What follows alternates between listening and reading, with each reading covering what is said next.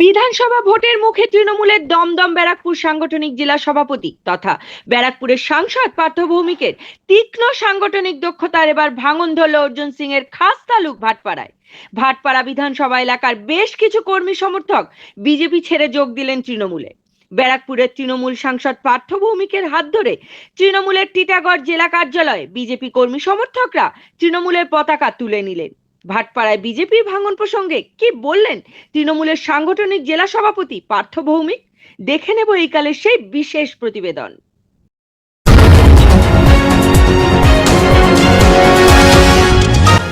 আপনারা দেখছেন এই কাল.in, সঙ্গে থাকুন, ভরসা রাখুন। অত্যন্ত স্বল্প সময়ের মধ্যে আপনাদের খবর পাঠিয়েছি, আপনারা সবাই এসছেন। আপনারা দীর্ঘদিন ধরে জানেন, সবাই অবগত আছেন যে গত লোকসভা নির্বাচনে ব্যারাকপুর লোকসভার মধ্যে আমরা 7টার মধ্যে একটা সিটি হেরে গেছিলাম, সেটা হচ্ছে ভাটপাড়া বিধানসভা কেন্দ্র। সেই ভাটপাড়া বিধানসভা কেন্দ্রে এবং আমার লোকসভা নির্বাচনেও 7টার মধ্যে একটা বিধানসভাতেই আমরা হেরেছিলাম, সেটা ভাটপাড়া বিধানসভা কেন্দ্র। সেই ভাটপাড়া বিধানসভা কেন্দ্রে বিজেপির জয়ের যারা কাণ্ডারি ছিলেন তাদের মধ্যে অন্যতম রাজ বিশ্বাস আজকে এই 2026-এর নির্বাচনের প্রাক্কালে মমতা ব্যানার্জিকে চতুর্থবার মুখ্যমন্ত্রী করার লক্ষ্যে এবং বহিরাগত এই যে অপসংস্কৃতি এবং নির্বাচন কমিশনের এই হিটলারগিরি, তার বিরুদ্ধে প্রতিবাদ জানিয়ে আজকে ভারতীয় জনতা পার্টি ছেড়ে তৃণমূল কংগ্রেসে যোগদান করছে।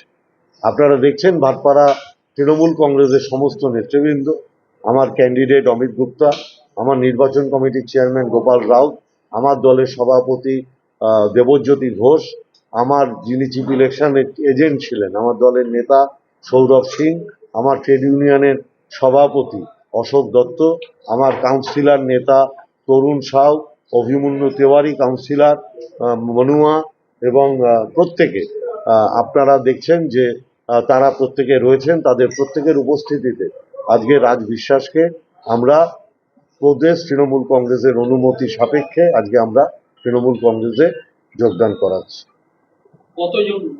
প্রচুর মানুষ, 10 নম্বর ওয়ার্ড, 15 নম্বর ওয়ার্ড, ওই পার্শ্ববর্তী এলাকায় আমরা লাভবান হব, এটুকু আমরা বলতে পারি।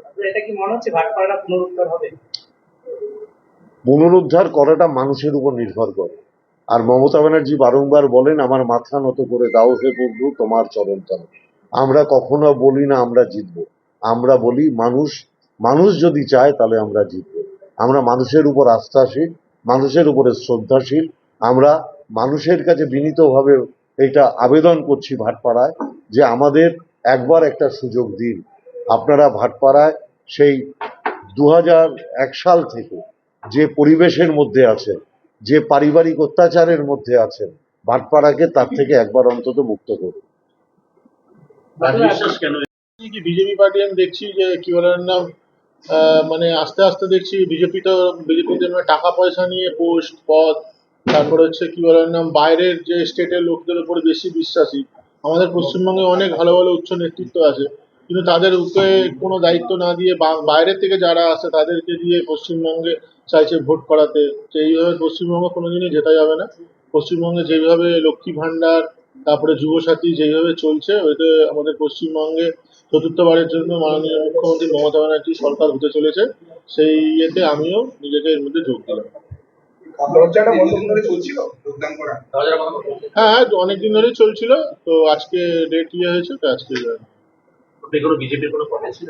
না, এই মুহূর্তে না কোনো বিজেপি নাম্বারে করেছি।